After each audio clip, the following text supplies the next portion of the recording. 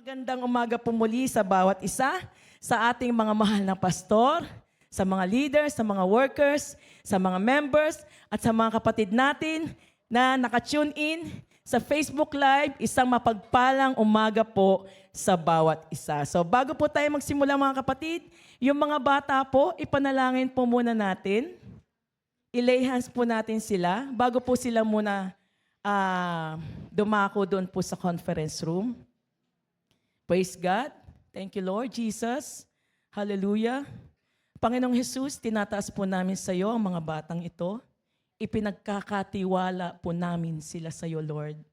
Nanawa sa bawat linggo ng pag-aaral nila sa kanilang Sunday School, Panginoon, dito sa JCM, ay mas lalo kanilang makikilala.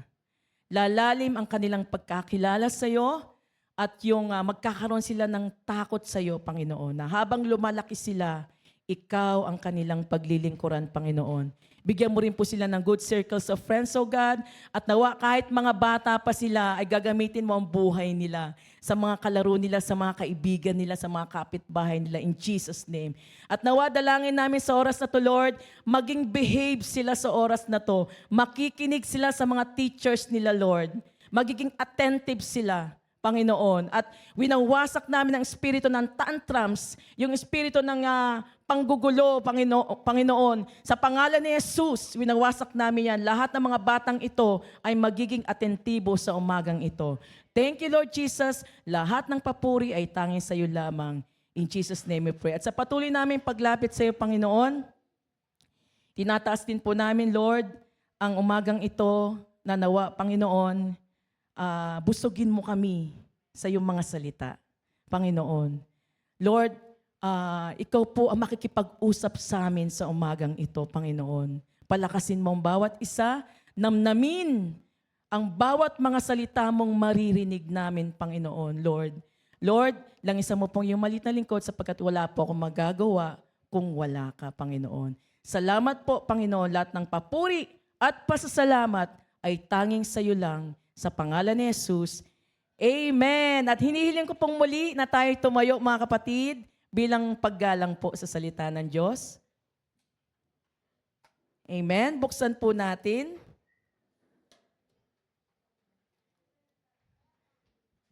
Sa Isaiah, chapter 40, verse 31. Sa New King James po muna.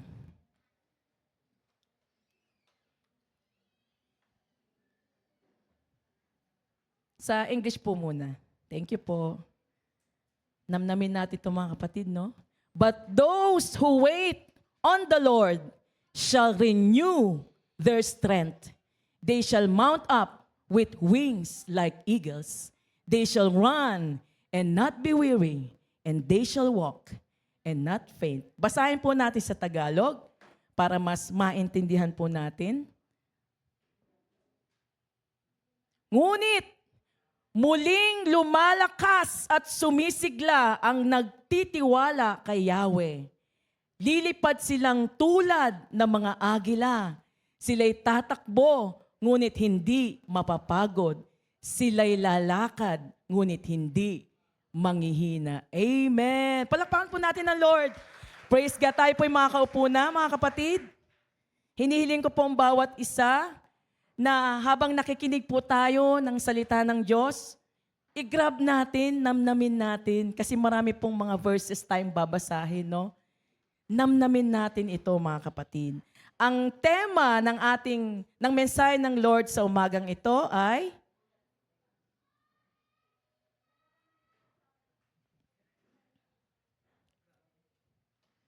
ayan na po.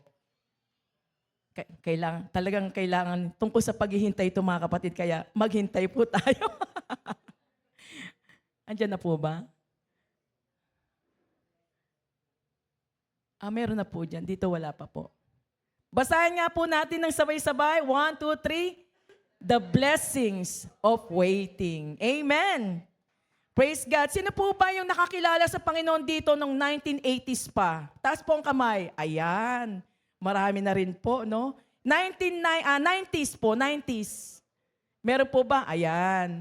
At sumunod po, ayan, marami na dito sa ano na, no? Sa 20s, ay 2000.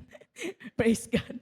Hindi ko mabanggit. Sino po ba ang hanggang ngayon naghihintay sa Panginoon? Taas ang kamay. Sino po ba yung nakaramdam dito na naiinip na? Napapagod na? Hindi lang nasagot yung prayer, ayoko na Lord. Meron ba? Taas ang kamay. Maganda maging honest tayo mga kapatid. Amen? Praise God. So mga kapatid, dito mga kapatid, tuturuan tayo ni Lord para hindi tayo mainip, para hindi tayo mapagod, para hindi tayo malungkot. Ano-ano yung mga paraan ng paghihintay sa Panginoon. Ibig sabihin, habang naghihintay tayo, ano yung mga gagawin natin? Amen.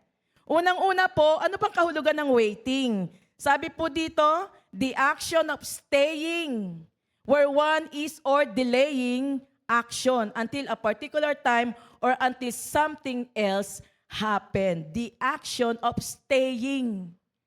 Ibig sabihin, mag-i-stay ka, patuloy ka maghihintay, patuloy ka mag-aabang, hindi ka hihinto. Habang may hinihintay ka, bagay man, tao man, panalangin mo man, hinihintay mo yung prayers mo, hanggang ngayon hindi sinasagot.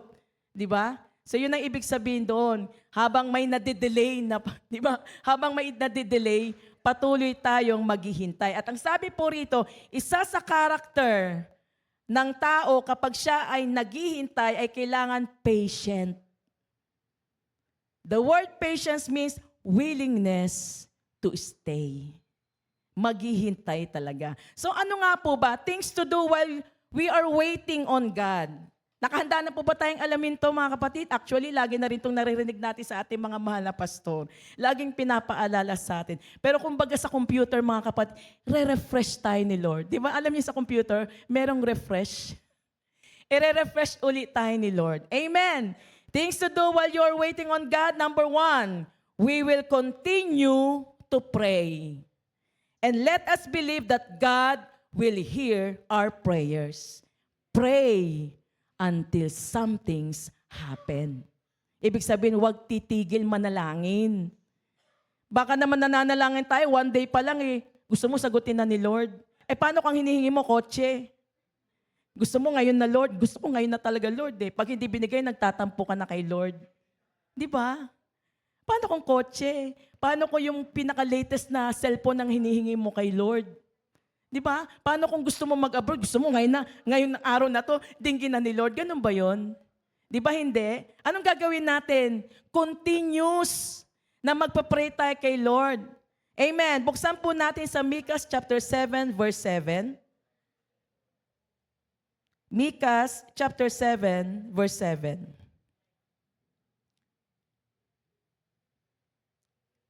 Sabi dito, ngunit para sa akin, kay Yahweh ako mananalig. Hihintayin kong may pagtitiwala ang Diyos na magliligtas sa akin at ako'y kanyang diringgin. Amen. Di ba mga kapatid, patuloy na mananalig, patuloy na magtitiwala. Di ba? Sabi nga, ako'y kanyang diringgin. Sabi nga ni Pastor Mario, lagi ko naririnig kay Pastor Mario to, huwag mong lilimitahan ang kakayanan ng Panginoon. Amen. Pag may hiniling tayo, tas hindi lang agad nasagot, sasabihin mo, hindi mo naman kaya, Lord. Hindi naman pala. Wala naman pala. Hindi. Makapangyarihan ang ating Diyos. Siya nagmamayari ng lahat. Di ba mga kapatid? Kaya lang may inaayos pa kasi ang Lord sa buhay natin Amen. Praise God. Buksan po natin ang mga kapatid sa mga taga-Roma chapter 8 verse 32.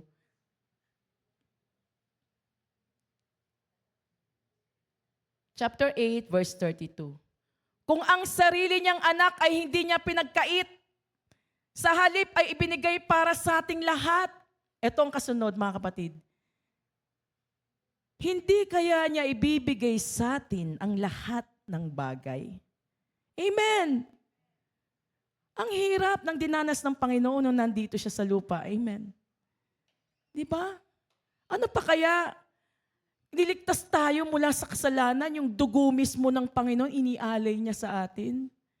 Inialay niya para mapatunayan niya talagang kung gaano niya tayo kamahal. Binura niya yung kahihiyan natin. Binura niya yung lahat ng mga kasalanan natin, di ba? Ano pa kaya na kayang ibigay sa atin ng Diyos yung mga pangangailangan natin? Amen. Sumunod po mga kapatid, mga taga Thessalonica chapter 5 verse 17 to 18. Thessalonica chapter 5 verse 17 to 18. Number 1 pa lang po tayo mga kapatid palagi kayong manalangin. Sabi dito, at magpasalamat kayo sa Diyos sa lahat ng pagkakataon sapagkat ito ang kalooban ng Diyos para sa inyo sa inyong pakikipag-isa kay Kristo Jesus. Sa English, pray without ceasing. Merong ibang salin, manalangin walang patid. Hindi naman nangangahulugan na mananalangin tayo maghapon, magdamag, hindi na tayo magpapahinga. Hindi yon. Kung ano yung oras mo kay Lord, halimbawa yung oras mo kay Lord, 8:00 ng gabi, Lord, tuwing 8:00, mag-uusap tayo, Lord. Tapos pagising sa umaga, Lord, mga 4:00, mag-uusap ulit tayo. Yung may time, para kang may date lagi kay Lord every day. Nakikipag-communicate tayo, manalangin, walang putol, walang patid. Amen. Tuloy-tuloy lang. Isa yan sa sign na tayo ay nagtitiwala sa Panginoon. Number 2, ano ba yung paraan para sa ating paghihintay sa Panginoon? Praising and giving thanks to God. Praising and giving thanks to God. Hindi lamang tayo magpupuri dito sa loob ng church. Kahit sa bahay mo, pwede nating gawin yun mga kapatid. Letter A ng praise mga kapatid, praising God by mentioning all of His goodness and you will receive strength. Mga Awit, chapter 103, verse 1 to 5 po. Sabi nga, i-mention natin sa bawat pagpupuri natin kay Lord, sasabihin natin ano yung ginawa niyang mabuti sa atin. Amen. Hindi lang Lord, hallelujah, praise the Lord, purihin ka. Hindi laging ganun mga kapatid. By mentioning all of His goodness and you will receive strength. Sabi po dito, 103 verse 1 to 5 po. Chapter 103 verse 1 to 5. Marami po talaga tayong verses mga kapatid. Si Yahweh ay papurihan o aking kaluluwa. Sino yung nagsasalita po rito? Si Haring David. At lahat ng nasa akin magsipagpuri sa Kanya. Ibig sabihin, lahat ng nasa akin ay magsipagpuri sa Kanya. Nasa akin. Ano yung mga nasa atin? Bibig, kamay, paa, buong katawan. Ay magsipagpuri sa Kanya. Sumunod po, purihin mo sa tuwina ang banal na ngalan niya. Ito na po yung nagme-mention na siya ng kabutihan ni Lord. Sumunod po, si Yahweh ay papurihan o aking kaluluwa. Tama po. At huwag mong kaliligtaang mabubuti niyang gawa. Ang lahat kong kasalanan, siya ay nagpapatawad. Ayan na, iniisa-isa niya na. Ang lahat kong kasalanan, siya ay nagpapatawad. At anumang aking sakit, ginagamot niyang lahat. Sige po, tuloy lang. Sa bingit ng kamatayan, ako ay inililigtas at pinagpapala ako sa pag-ibig niyang habag. Amen. Tingnan ko lang po. Sige, tuloy pa po. Sa sarili, ang dulot niya ay kasiyahan habang buhay. Kaya naman ang lakas ko ay lakas ng kabataan. Katulad ng sa agila. Binanggit na naman yung agila. Ang taglay kong kalakasan. Kaya pag magpupuri tayo sa Lord, nandun tayo sa loob ng bahay, huwag naman tayo magpupuri ng malakas na naririnig ng mga kapitbahay. Pwede tayo nandun lang sa loob ng kwarto. Purihin ka, Panginoon, sapagkat ang mga anak ko'y iniingatan mo. Purihin ka sapagkat ang anak ko, dininig mo yung panalangin ko na yung nag-provide ka ng allowance niya, ng tuition niya. Pwede nating i-mention yun mga kapatid. Purihin ka Lord kasi nung nakaraan inubot sipon. Pinagaling mo ako Lord. Pwede nating i-remind sa Lord yung kabutihan na ginawa niya sa buhay natin. Hindi laging Lord, praise the Lord, purihin ka, praise the Lord, hallelujah. Hindi laging ganun. Kundi i-mention natin, Lord, napakabuti mo. Napakabuti mo kasi yung halimbawa, iningatan mo ako. Alam niyo ba ang pinakamagandang regalo ni Lord sa atin? Isa sa magandang regalo ni Lord sa atin, yung protection, yung pag-iingat. Diba araw-araw may naaaksidente? Diba? Yun kahit Lord, iningatan mo ako, iningatan mo mga anak ko. Purihin ka, Panginoon. Pwede nating i-mention yun, mga kapatid. Di ba ang sabi ni Haring David, at tataglayin ko ang kalakasan, kagaya ng kabataan. Di ba, mga kapatid? Sumunod po, letter B, sa praise. Praising God invites God's presence in our lives. Amen. Ini-invite natin yung presence ng Lord habang nagpupuri tayo sa Kanya. Di ba kanina habang nagpupuri, nararamdaman natin yung presence ni Lord? Di ba? Halos wala nang tigil yung luha ko kanina, tulo na ng tulo. Naramdaman niyo ba ang presence ni Lord kanina? Buksan po natin sa Psalms chapter 22 verse 3. Sa English na lang po. At may Tagalog din po ako dito. English na lang po. Ayan. But you are holy, enthroned in the praises of Israel. Kapag nagpupuri ang mga Israel daw, bumahababa ang presence ni Lord. Alam niyo ba kung bakit kinalugdan ng Lord ang mga Israel? Kasi grabe sila sumamba sa Panginoon. Lalo na si Haring David. Halos mahubaran. Dahil sobrang, yung pagpupuri niya sa Lord, grabe. Tumatalon, sumasayaw. Kaya nga may awit eh. Naalala niyo po yung Pastor Dave? Yung kapanahunan natin. May kantayin, when the Spirit of the Lord moves in my heart, I will sing like David sing. Ay, sang ba yun? Tapos, I will clap. I will jump like David's jump. Kaya pag may praise and worship tayo dito, huwag kayong maiyang tumalon, huwag kayong umiyang itaas ang Panginoon, magpuri kayo. Huwag niyo intindihin yung katabi ninyo. Basta ako, magpupuri ako sa Panginoon. Dahil kinalulugdan ng Lord yun. Isa sa bagay na kinalugdan ng Lord sa Israel, yung grabing pagsamba nila. Na halos lumuhod sila, halos umiyak sila, halos tumalon sila, na halos talaga isinisigaw nila ang pangalan ng Panginoon. Kaya naman nananalo sila sa labanan. Dahil tumatahan ng Diyos sa kanila. Amen. Sumunod po mga kapatid, letter C, praise releases God's power. Naalala ko po dito yung sa God's presence in our lives. Di ba pag soaking, di ba, awit tayo ng awit sa Lord hanggang sa mamaya-maya bumababa yung Holy Spirit. Di ba? Yung kapuspusan ng Espiritu Santo bumababa. Kasi nga, nalulugot ang Panginoon kapag tayo sumasamba sa Kanya in spirit and in truth. Yung dito talaga, yung walang halong parang sumasabay lang, kundi, Lord, I want to praise you. You are my life. This is my desire to praise you, to worship you, to honor you, to serve you, to love you. Amen. Praise releases God's power. It can break chains, mga kapatid. So mga Gawa, chapter 15, verse 25 to 34. Actually, naturo na po ito ng ating mga mahal na pastor eh. Pero basahin po natin, mga kapatid. Kasi ang ginawa ni Lord kila Apostol Pablo, hindi lang isa. Nung nagpuri sila sa Lord, hindi lang isa yung ginawa ni Lord. Amen? Praise God. Gawa, chapter 15, verse 21 to 34.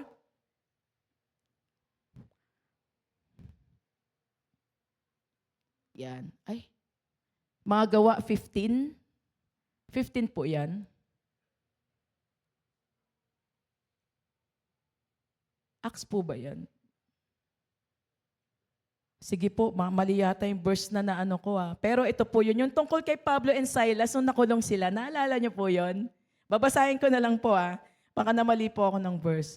Nang maghahating gabi na sila, Pablo at Silas, ay nananalangin at umaawit ng mga himno. Take note mga kapatid, umaawit sila nabugbog na nga sila, di ba? Nakulong na sila. Alam ko, hindi lang kulong yan. Parang doble yung pagkakulong nila. Parang kinadenahan pa yata sila, di ba mga kapatid? Acts 16 po, ay nagkamali po ako, sorry po. Acts chapter 16, ayan po. Verse 25.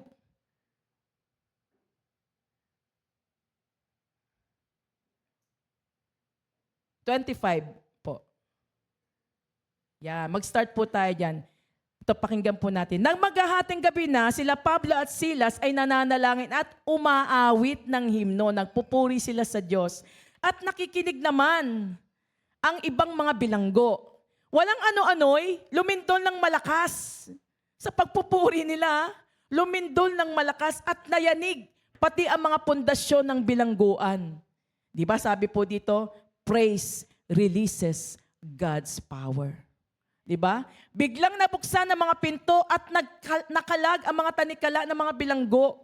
Nagising ang bantay na bilangguan at nang makita niyang bukas ang mga pinto, inaakala niyang nakatakas ang mga bilanggo. Dahil dito, binunot niya ang kanyang tabak at magpapakamatay na sana siya. Siyempre natakot yung bantay, di ba? Akala niya nakatakas na yung mga bilanggo. Ngunit sumigaw si Pablo, "Huwag mong sakta ng iyong sarili. Narito kaming lahat." Humingi ng ilaw ang bantay, patakbong pumasok at nanginginig na nagpatira pa sa harapan nila Pablo at Silas. Sila ay inilabas niya at sinabing, "Mga Ginoo, ano po ang dapat kong gawin upang ako'y maligtas?" Kanina, kumbaga nabukas lahat ng mga, di ba, nakasara, mga kadena, mga yung pinakarehas, nabuksan. Sumunod, nakapangaral pa sila Apostol Pablo. Sumagot naman siya, "Sumampalataya ka sa Panginoong Hesus at maliligtas ka, ikaw at ang iyong buong sambahayan." At ang salita ng Panginoon ay pinahayag nila sa kanya at sa lahat ng kanyang bahay. Nang gabi ring iyon, hinugasan ng bantay ang kanilang mga sugat at siya'y nagpabautismo, pati ang buo niyang sambahayan. Akalain nyo, nanalangin lang sila, nagpupuri sa Diyos. Siguro yung pagpupuri lang, gusto lang nilang makalaya, makalabas sa kulungan. Pero bukod sa pinalaya sila ng Lord, nakapag-win pa sila ng kaluluwa, buong pamilya. Akalain nyo yun, mga kapatid? Dahil sa pagsamba, pagpupuri sa, kasi kinalulugdan ng Panginoon yung pagsamba. Huwag nating babalewalain yung pagpupuri. Sa pananalangin, hindi lang tayo pray ng pray. Maganda nga umpisahan natin sa pagpupuri sa Diyos. Amen. Sumunod po, di ba, praises and giving thanks to God. Kanina praise, ngayon thanksgiving, isa lang yung example ko, mga kapatid. Pasasalamat. Lucas chapter 17, verse 11 to 19.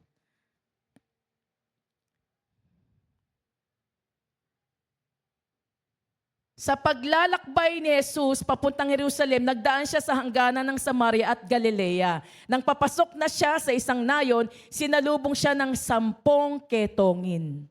Tumigil ang mga ito sa may kalayuan at sumigaw, "Jesus, Panginoon, mahabag po kayo sa amin." Itong mga ketongin na to, naniniwala po ako na naghihintay sila ng matagal na. Gusto nilang gumaling. Nang mabalitaan nila na ang Panginoon ay nagpapagaling ng karamdaman, talagang inabangan na nila ang Panginoon. "Jesus, mahabag po kayo sa amin." Kung tutuusin, dapat matakot sila kasi nakakahawa yung sakit nila. Kaya bawal sila sa bayan. Kailangan nasa malayong lugar sila. Dahil nakakahawa nga, mga kapatid. Pero nahabag ang Panginoon sa kanila. Anong sabi ni Lord? Sige po, pa-move po. "Lumakad na kayo at magpatingin sa mga pari," sabi ng Panginoon. Ito na po, kasunod. Habang sila'y naglalakad, silang lahat ay gumaling. Lahat daw po sila gumaling at luminis. Nang mapuna ng isa na siya'y magaling na, nagbalik siya at sumisigaw ng pagpupuri sa Diyos. Siguro, "Panginoon, salamat." Siguro nagpapasalamat talaga siya sa Lord. Nagpatira pa siya sa paanan ni Jesus at nagpasalamat. Ang taong ito'y isang Samaritano. "Hindi ba't 10 ang aking pinagaling at nilinis? Nasaan ang 9? Hinahanap ni Lord yung 9. Anong kasunod? "Wala bang nagbalik upang magpuri sa Diyos kundi ang dayuhang ito?" Sinabi ni Jesus sa kanya, "Tumayo ka na at umuwi. Pinagaling ka na ng iyong pananampalataya." Di ba kanina sabi ni Lord, magaling na sila? Bakit may binanggit siya rito? Pinagaling ka na ng iyong pananampalataya. Kasi nai-imagine ko, mga kapatid, ang ketong kasi, unti-unti ka na aagnas. Agnas yan. Kaya maaring natuyo lang. Yung iba, natuyo lang sila. Pero hindi na bumalik yung buo nilang tenga. Pagkabanggit nito, naniniwala ako, binalik lahat ni Lord. Yung nawala sa Kanya. Yun ang kahalagahan ng pasasalamat sa Diyos. Palakpakan po natin ng Lord. Amen. Number 3 na po tayo sa paghihintay sa Lord. We will continue to watch and pray with expectancy, but let us be prepared for unexpected answer. Amen. Amen. Lagi tayo magpa-pray na may na inaasahan natin, umaasa tayo sa Panginoon, nagtitiwala, nag-expect tayong sasagutin natin si Lord, pero maging prepared tayo kung ano yung sagot ni Lord.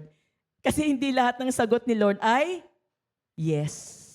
Buksan po natin sa mga Awit chapter 5 verse 3.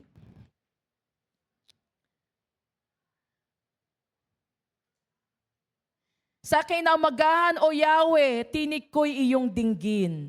At sa pagsikat ng araw, tugon mo'y hihintayin. Maghihintay tayo ng tugon ni Lord. Amen. Pero may tatlong tugon si Lord. Yes, kung makakabuti sa atin. No, kung makakasama sa atin. May isa pa, maghintay. Amen. Maghintay. Naalala niyo po ba yung anak ko na nawala sa akin ng baby pa? Amen.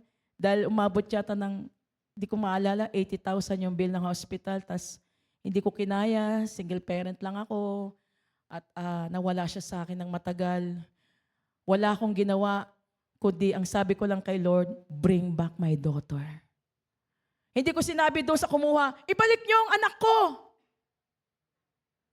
Hindi ako humabol. Basta sabi ko sa Lord, Lord, ibalik mo ang anak ko. After 9 years. 9 years.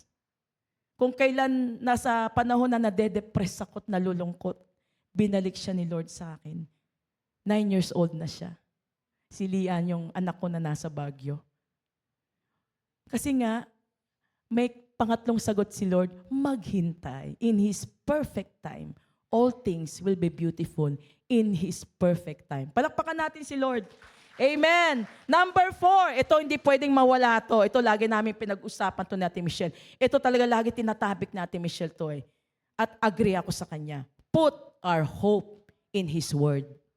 Hindi pwedeng mawala ang Word of God sa ating paghihintay kay Lord. Pag wala ang Word of God, manghihina tayo. Kaya nga lagi tayong pinapaalalahanan, mga kapatid, magbasa, daily Bible reading, pinapaalalahanan tayo ng ating mga mahal na pastor. Pag nagpipreach sila dito, maging attentive tayong makinig kasi mahalaga ang Word of God.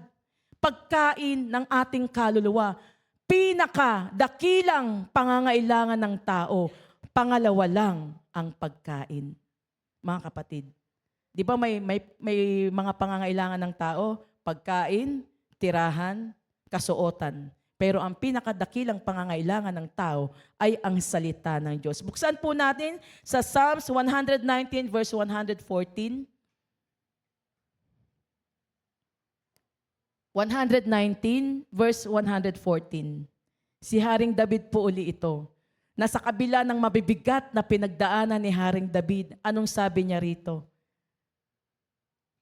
19 verse 114. English po, mas maganda po sa English. Ayan. You are my hiding place and my shield. I hope in your word.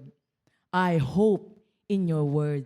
Mga kapatid, gaano ba kahalaga ang salita ng Diyos? Gusto niyo po ba testingin natin? Ano bang sabi sa Mateo 4:4? Hindi lamang nabubuhay ang tao sa tinapay lamang, kundi sa bawat salitang lumalabas sa bibig ng Diyos. Yung tinapay, simbolo nun, pagkaing literal. Fried chicken, di ba? Baboy, ano pa? Yung mga favorite yung pagkain. Ngayon, tetestingin natin mga kapatid. Hawakan niyo yung kamay niyo mga kapatid. Hawakan nyo yung dito nyo, hindi dito po. May nararamdaman po ba kayo? May pakiramdam. Ganituhin nyo. Di ba? Lalo na pag kinurot nyo, aray. May pakiramdam. Amen. Pero subukan nyong paluin yung taong namatay na. May pakiramdam pa ba? Wala na. Pakainin mo ng Jollibee. Pakainin mo ng Andox, pakainin mo ng inasal, kakain ba siya? Ha? No. So anong mahalaga? Yung nasa loob. Kapag inalis na ng Diyos ang kaluluwa at spirito na nilagay niya sa atin, wala nang kabuluhan ng katawan. Kaya sabi ng Lord, di lamang nabubuhay ang tao sa tinapay lang, kundi sa bawat salitang lumalabas sa bibig ng Diyos. Paano mo malalamang gutom ang kaluluwa mo? Ha? Pag nahihirapan ka na. Pag may problema ka na.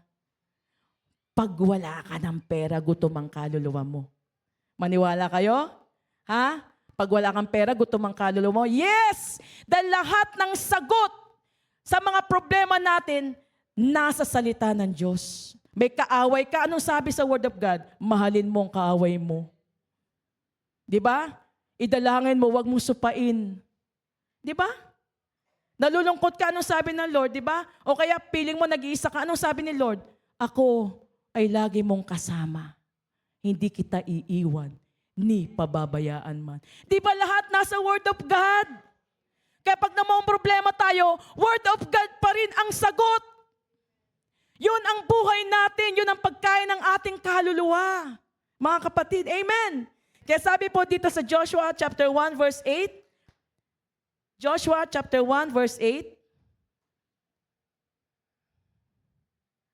huwag mong kaliligtaang basahin ang aklat ng kautusan.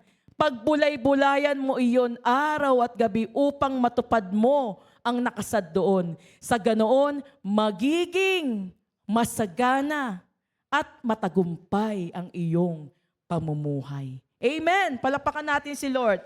Number 5, mga kapatid. Number 5 pa lang tayo. May 5 pa. Praise God. Trusting the Lord, not in our own understanding. Magtitiwala tayo sa Panginoon, hindi sa sarili nating karunungan. Buksan po natin sa Kawikaan, chapter 3, verse 5 to 6.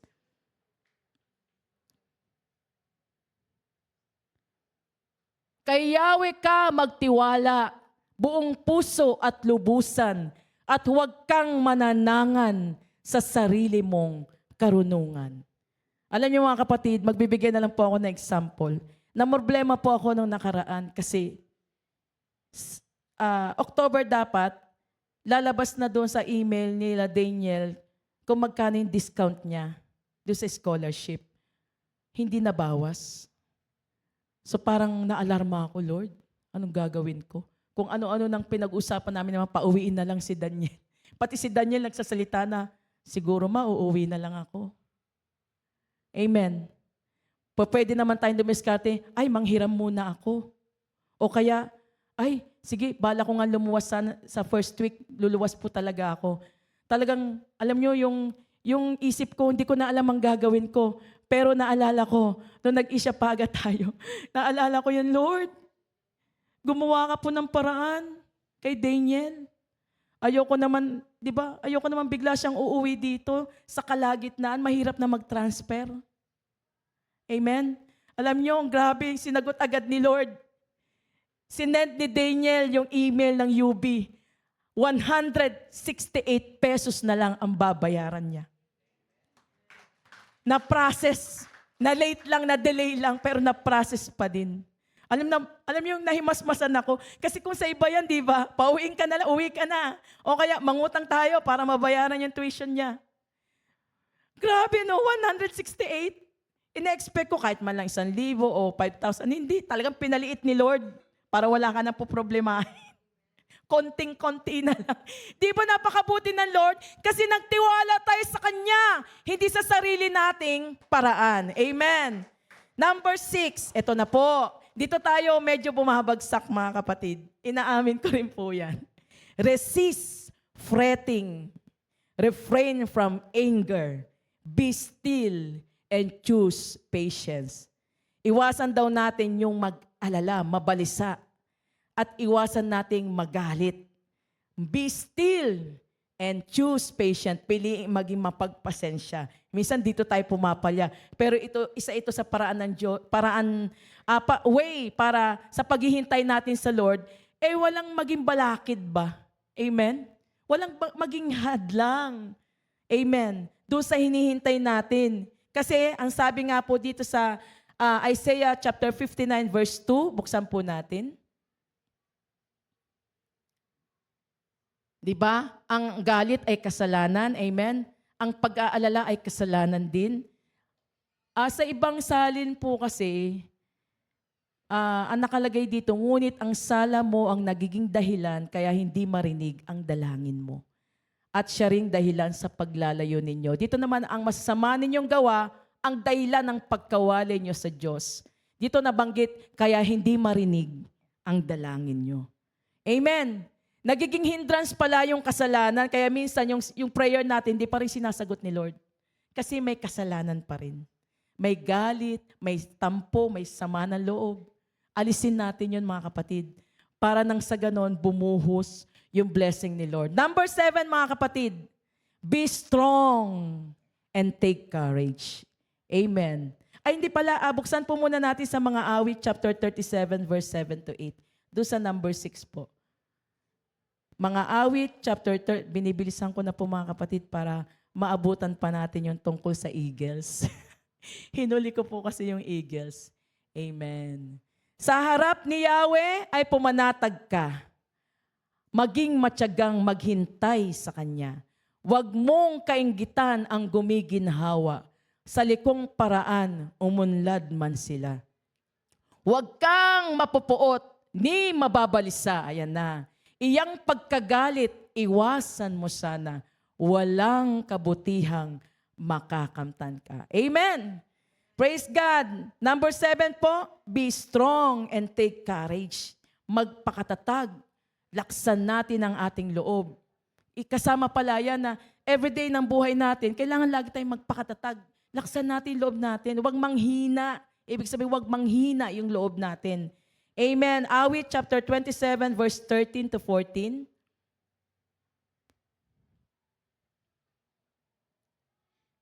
Naniniwala akong bago ako mamatay, si Haring David po ulito, no? Kabutihan ni Yahweh aking masasaksihan. Kay Yahweh tayo magtiwala, manalig sa Kanya at huwag manghinawa. Kay Yahweh tayo magtiwala. Amen. Dito pa po, awit chapter 31 verse 24.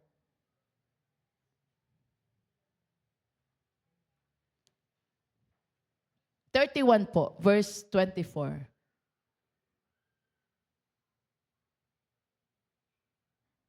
Sabi po dito, magpakatatag kayo at lakasan nyo ang inyong loob, kayong kay Yahweh nagtitiwalang lubos. Ang dami encouragement ni Lord sa araw na ito. Amen? Palakpakan po natin ng Lord. 3 na lang mga kapatid. Number 8, huwag nating kaliligtaan to. Tinuro na ito sa atin ni Pastora Kat nung siya yung nag-preach dito.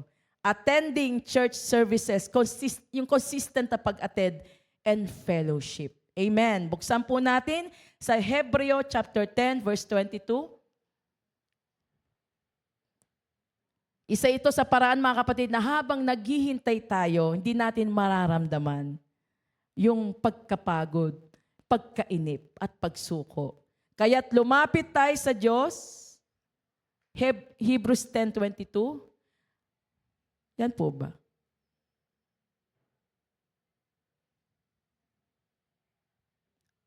Ano po ito? Sikapin din natin gisingin ang damdamin ng bawat isa sa pagmamahal sa kapwa.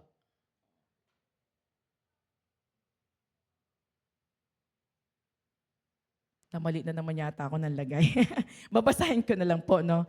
Sikapin din natin gisingin ang damdamin ng bawat isa sa pagmamahal sa kapwa at sa paggawa ng mabuti. Huwag nating kaliligtaan ang pagdalo sa ating mga pagtitipon. Hebrews 10:25. Pasensya na po mga kapatid. Hindi ako gumagamit ng salamin.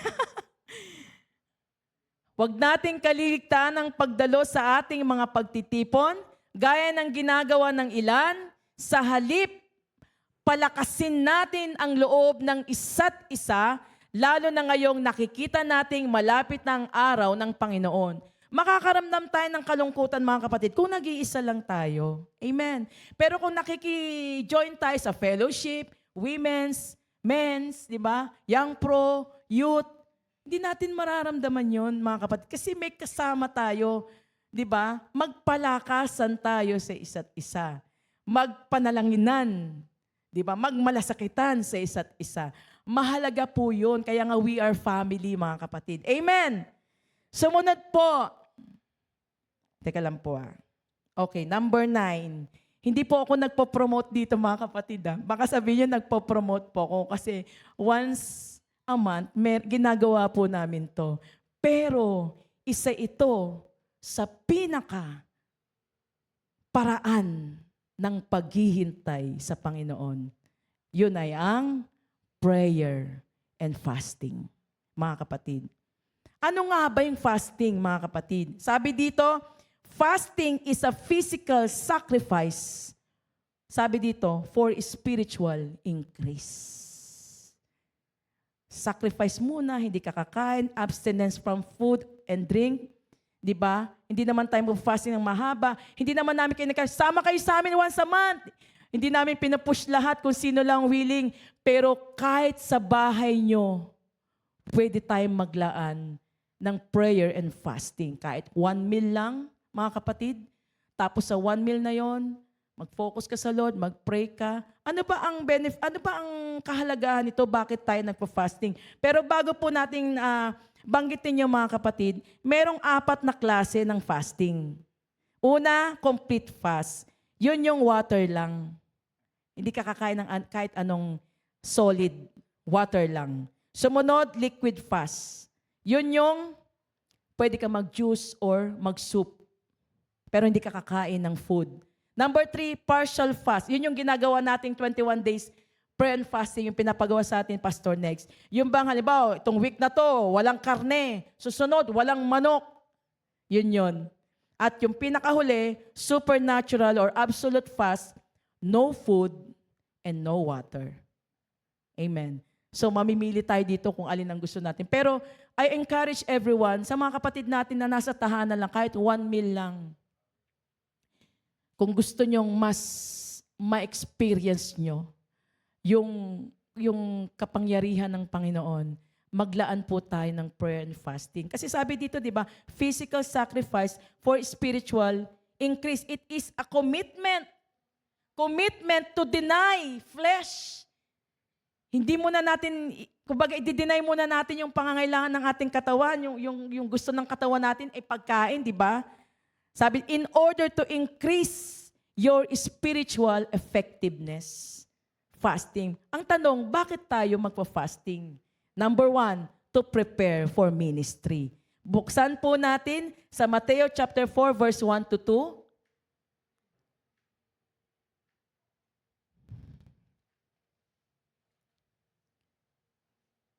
Pagkatapos, si Jesus ay dinala ng Espiritu sa ilang upang tuksohin ng dyablo. Siya'y nag-ayuno sa loob ng 40 araw at 40 gabi, kaya siya'y nagutom. Skip po tayo sa verse 17. Pagkatapos niya mag-ayuno, verse 17 po, ang sabi po dyan, magmula noon, nangaral na si Jesus. Nagsimula na yung ministry niya. Amen. To prepare for ministry. Pwede pala yun na para maging effective tayo sa ministry kung saan pinagkatiwala ni Lord, maglaan tayo ng prayer and fasting. Kasi patunay yun na hindi ka dumidepende sa sarili mong lakas. Sa Panginoon ka pa rin dumidepende. Panginoon, di ko to kaya. Tulungan mo ako. Amen. Hindi ko na po masyadong pakakahabay, no? Meron pang isa. Number 2, to repent. Yung kay Jonas, mga kapatid. Siguro ikukwento ko na lang po ito, no? Yung kay Jonas, chapter 3, verse 4 to 10. Ikukwento ko na lang po. No? Naalala niyo po si Jonas? Kahit anong iwas niya. Di ba? Kailangan sundin pa rin niya yung ipinag-uutos ng Panginoon. Mangaral siya sa Nineveh. Ngayon, nung sinunod niya na yon, mga kapatid, sumigaw siya sa Nineveh, gugunawin ng Nineveh pagkaraan ng 40 araw, sabi ni Jonas. Nung narinig yun ng mga tao, anong agad ang aksyong ginawa nila? Nag-ayuno silang lahat at nagdamit ng panluksa bilang tanda ng lubos na pagsisisi at pagtalikod sa kanilang mga kasalanan. Maging ang hari ng Nineveh ay nag-ayuno, mga kapatid. Talagang nagdamit din siyang panluksa, naglagay pa ng abo, at talagang sabi niya, walang kakain. Kahit hayop, pinag-fasting, mga kapatid, mga hayop, pinag-fasting. Pero anong kasunod nun? Pagdating dito sa huli, nakita ng Diyos ang kanilang pagtalikod sa kasamaan. Kaya hindi na niya pinarusa ng mga ito tulad ng kanyang naunang sinabi. So isa sa reason, ba't kailangan din natin, kung feel mo, guilty ka pa rin, kung feel mo, may kasalanan ka na kahit anong gawin mo, hindi mo maiwasan. Di ba? Yung hindi mo maiwasan, paulit-ulit na kasalanan, maglaan ka ng ayuno. Maglaan ka ng prayer and fasting. Sumunod po, to worship God. Sa Lucas chapter 2, verse 36 to 37.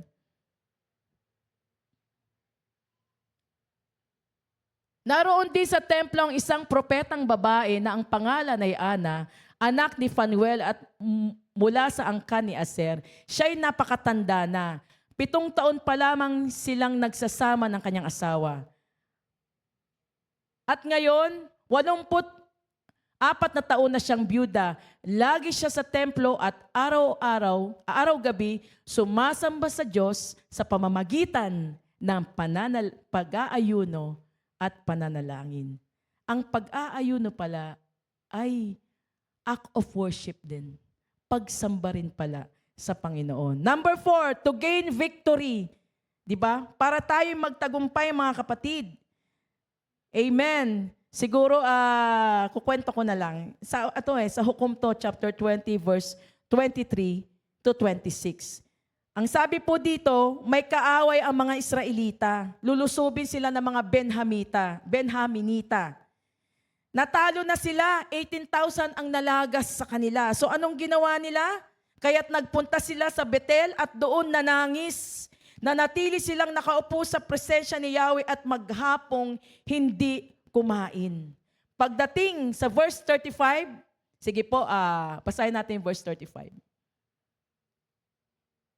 Ang mga Israelita ay pinagtagumpay ni Yahweh at ng araw na yon, nakapatay sila ng 25,100 Benhaminita. Amen. Praise God. To gain victory. Diba? Bigyan tayo ng tagumpay ni Lord. Hindi naman, ito kasi sa kanila noon, madalas yung pakikipagbaka talaga di ba? Kahit sa panahon ni Haring David. Sa atin, bibigyan tayo ng tagumpay ng Lord. Saan?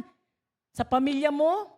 Sa pag-aaral mo, sa trabaho mo, kung saang bahagi ng buhay mo na gusto mo na tulungan ka ni Lord, pagtatagumpayin ka ni Lord sa pamamagitan nito. Amen. At number 5, to receive answered prayers. Sa pag-aayuno, sabi, fasting is a powerful tool to receive answers to prayer. Amen. This shows God your humility and your willingness. Ibig sabihin, pag nag-aayon tayo, nandoon yung pagpapakumbaba, pagsuko sa Panginoon. Amen. Kaya sabi po dito, ako, base sa mga experience ko, siguro yung anak ko na pinatotoo ko kanina, ay bunga din niya ng pananalangin at pag-aayuno. Mga kapatid. At kasi dati po, once a month, meron po kaming 3 days na consecration and fasting.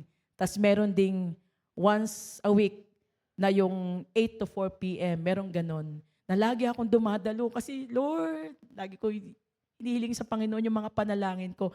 At sa lahat ng mga na-receive kong katugunan sa prayer, lahat ng pinag-pray ko, tinugon ng Lord, mga kapatid.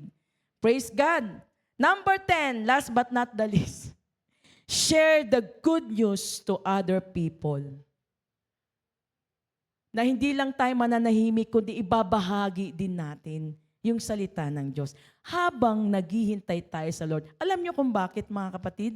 The joy of the Lord is our strength. Nehemiah chapter 8 verse 10, sabi doon sa dulo, the joy of the Lord is our strength. Ano ba yung puso ng Panginoon? Di ba magligtas?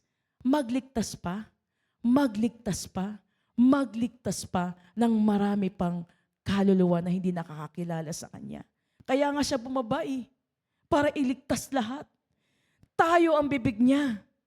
Tayo ang kamay niya. Tayo ang paa niya. Itong mensahe ng Lord sa atin lahat to, pati sa akin. Kinakailangan tayo magbahagi. Mga kapatid, this is our greatest commission. Go! At magbahagi ng salita ng Diyos. The joy of the Lord is our strength, diba? Sabi nga, sa Ate Michelle, mapapansin mo, laging happy. Ba't kaya makikita mo lagi siyang masaya? Andun yung joy sa puso niya. Sa dami ng naakay niya sa Panginoon. Bibigyan ka ng kagalakan na hindi kayang pantayan ni naman. Yung kagalakan dahil ginamit ka ni Lord para mag-akay ng ibang tao. Praise God! Palakapan po natin ang Lord. Eto na po mga kapatid. Nasa first line pa lang po tayo, Isaiah 40:31. Dito na po tayo sa kasunod. Di ba ang sino mang naghihintay sa Panginoon ay bibigyan niya ng panibagong lakas. Amen? Ayan. Sabi, lilipad silang tulad ng mga agila. Sila'y tatakbo, ngunit hindi mapapagod. Sila'y lalakad, ngunit hindi manghihina. Sa lahat ng animals, mga kapatid, bakit agila ang napili ni Lord? Amen. Gusto niyo po bang malaman? Ano ba ang karakteristik ng eagle? Ano bang meron sa agila? Number 1, eagles have keen vision. Matalas na paningin. Ang sabi po, 50 miles away, nakikita niya yung kapwa niya ibon. 50 miles away. Ang linaw ng mata niya, mga kapatid. Gusto ba natin na palinawin ni Lord ang ating mga mata? Mata ng ating pananampalataya. Amen? Gusto ba natin yon, mga kapatid? Sabi nga ni Pastor Mario, naglalakad ka pa lang sa abroad, iniisip mo na, nasa abroad ka na. Mga anak mo, gusto mong makasama sa church, iniisip mo, nandito na sila sa church. Amen! Praise God! Diba? Mga estudyante, hindi pa kayo nakakagraduate, pero sa isip mo, makakagraduate ako, Panginoon. Magiging ganon ang pakiramdam natin kapag ginawa natin lahat to. Magiging positive. Amen. Wala pa sa'yo, ibibigay ni Lord yan. May testimony po ako dyan, mga kapatid. Nagkaroon ako ng matinding problema sa financial noon. At talagang umiyak ako na umiyak sa Panginoon. Tapos pagkatapos kong umiyak sa Panginoon, sabi ko, Panginoon, kinukuha ko na po yung hinihingi ko. At binubulsa ko na po. Talagang binuksan ko yung bulsa ko at binubulsa ko na po. In Jesus' name. After 1 hour, may ginamit si Lord. Nakatanggap ako ng blessing. Na-settle ko yung problema ko sa financial. Kasi magiging matalas ang paningin ng ating pananampalataya. Yan yung sinasabi ni Lord dyan. Number 2, eagles are fearless. Walang kinatatakutan ng agila, mga kapatid. Alam niyo ba kung paano makipag-away ang agila sa ahas? Paano po? Tinutuka ba niya? Hindi. Ginaganon ba niya? Hindi. Anong ginagawa niya? Bubuhatin niya yan. Hanggang sa pinakamataas. Sa kanya ibabagsak. Pak! Eh di pag bumagsak yung ahas, sabog, patay. Tayo, paano tayo makikipaglaban sa kaaway? Ha? Iaakyat din natin sila sa taas, sa Panginoon. Amen. Panginoon, wasakin mo ang mga kaaway na ito na sumisira sa buhay ko. Hindi kaaway literal, ha? Yung hukbong spiritual na hindi nakikita, yun talagang totoong kaaway natin. Hindi natin kaaway ang ating kapwa kasi ang sabi ni Lord, mahalin natin ang ating kapwa gaya ng ating sarili. Di ba? Huwag nating aawayin ang ating kapwa, di ba? Wag, di ba sabi nga, huwag kayong maghiganti sapagkat ako ang maghiganti. Di ba? May mga ganong pangako si Lord. Kaya anong gagawin natin? Di ba? Makikipagbaka din tayo sa kaaway sa pamamagitan ng paglapit sa Panginoon. At the battle is the Lord's. Si Lord ang makikipagbaka sa kaaway natin. Amen. Palakpakan natin si Lord. Number 3, eagles are tenacious. Ito ang pinakamagandang character ng eagle, mga kapatid. Alam niyo ba ang eagle, kapag may storm, hindi sila nagtatago. Lahat ng ibon nagtatago sa kanilang pugad. Pero ang eagle, ang gawain ng eagle, sasalubungin nila yung bagyo. Pupuntahan talaga nila yung bagyo. Tapos sasabay sila sa hangin. Ngayon, pag tangay na sila ng hangin, dadalhin sila sa itaas. Eh di hindi na sila matatamaan, di ba? Kasi pagdating sa taas, pag lumagpas sila sa ulap, wala nang bagyo doon paglagpas ng ulap. Di ba sabi sa awit, ikaw ang hangin na nagtutulak sa akin sa ibabaw ng bagyo na nagngangalit. O Diyos, purihin ka sa panibagong sigla. Amen! Palakpakan natin ang Panginoon.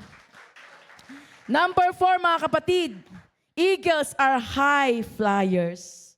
10,000 feet nalilipad nila. Amen? 10,000 feet nililipad nila.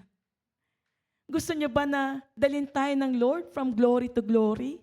Imbis na pabulusok ang buhay natin, iaangat ng iaangat ni Lord. At lahat ng prayers natin, sa totoo lang, mas higit pa doon yung binibigay ni Lord. Naranasan niyo ba yan? May inihingi ka, pero mas higit pa yung binigay ni Lord. Amen? Kaya pagpatuloy nating gagawin tong mga paraan na to, iaangat ni Lord ang buhay natin. Amen! At sabi nga po dito, hindi daw, ang pigeons daw mareklamo, laging nagagrumble. Pero ang eagle tahimik lang, hindi mareklamo. Sumunod, number 5, eagles never eat dead meat. Hindi siya kumakain ng patay na hayop, buhay. Mga kapatid, sariwa. Di ba? Ibig sabihin nito, mga kapatid, tayo ay gagawin kagaya ng agila. Yung mga bagay na hindi makakabuti sa atin, hindi natin ina-absorb yan. Pawang mabubuti lang ina-absorb natin. Magiging matalino tayo. Amen. Dahil hindi lahat na nakikita natin sa mundo, lalo na sa social media, ay makakabuti sa atin. So magiging matalino tayo. Amen. Hindi, ay oo nga, no, gawin ko nga ito. Parang sige lang tayo ng sige. Magiging talagang tayo, kumbaga matalino at talagang gagawin tayo ng Panginoon na yung talagang naaayon sa kalooban niya, yung wisdom ay galing kay Lord. Number 6, eagles possess vitality. Ito ang pinakamatindi sa lahat, mga kapatid. May oras po ba ako? 2 na lang naman po eh. Parang mahaba na po. Eagles possess vitality. Ang eagles pala, dumarating ang point na napupurol yung tuka nila, yung beak. Tapos, pati yung mga balahibo nila, parang narurupok na, nahihirapan na silang lumipad. Ang mangyayari, pupunta sila sa pinakamataas na tuktok. Tapos yung beak nila, ipupukpok nila sa bato. Para matanggal, maputol. Masakit yun, ha? Pag ang agila daw ay hindi niya nakaya, namamatay sila. Pero yung nakakasurvive, mga kapatid, kasi pagkatapos namang maputol yun, tutubo uli yun. Tutubo ng mas maganda. Pati yung mga balahibo niya, tutubo uli. At kapag na-overcome niya yun, mga kapatid, mabubuhay pa siya ng 15 to 30 years. So tayong lahat dumadaan sa pinakamatinding pagsubok. Huwag tayong susuko. Yung agila hindi sumusuko, ang sakit nun. Physically, nararamdaman nila yun. Tayo, di ba? Minsan emotional lang, gusto na nating sumuko. Ayaw na ba natin? Magpatuloy tayo kay Lord. Di ba? Ganyan ang gagawin sa atin ni Lord. Sabi nga, tatakbo ngunit hindi mapapagod, lalakad ngunit hindi manghihina. Pinakahuli, mga kapatid, ang eagles pala ay isa rin palang kumbaga good leader o good parent. Kasi yung mga anak nila, para matutong lumipad, ikakabay nila yan. Tapos bigla nilang bibitawan. Kapag hindi pa nila kayang lumipad, mga kapatid, sasaluhin nila. Pero pag kaya na nilang lumipad, hahayaan na nila yun. Amen. So mga kapatid, lahat ng karakter ng eagle na ito ay pwedeng ibigay sa atin ng Panginoon. Na isang araw, magiging talagang tayo, effective na lingkod ng Panginoon. Bibigyan niya tayo ng wisdom, ng knowledge, ng guidance, mga kapatid, ng protection, ng lakas ng loob, na dati duduwag-duwag tayo, lalakas ng loob natin kapag tayo ay magpapatuloy na maghihintay sa Panginoon sa pamamagitan ng mga narinig natin kanina. Amen. Praise God. Sabi nga dito, our faith and trust will continues. We will not get tired of serving God. Huwag tayong mapagod maglingkod sa Panginoon. We will continue loving God. Patuloy tayong magmamahal sa Panginoon and do His will. Kahit na maraming problema, pagsubok, magpapatuloy tayo. Alam niyo kung bakit, mga kapatid, tayo po'y tumayo. Inihiling ko pong bawat isa'y tumayo. At request ko po yung music team, sabayan po tayo sa pag-awit. Praise God. Sa 1 Corinthians, unang mga taga-Korinto, chapter 2, verse 9. Mga kapatid, hallelujah, kung magpapatuloy tayo, sabihin natin sa katabi natin, kapatid, huwag kang susuko. Magpapatuloy tayo sa Panginoon. Amen. Ito ang kahuli-hulihan, mga kapatid.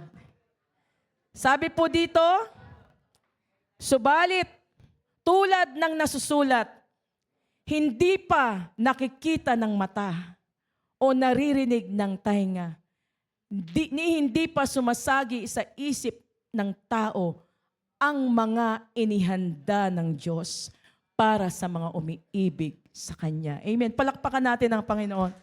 Thank you, Lord. Praise God.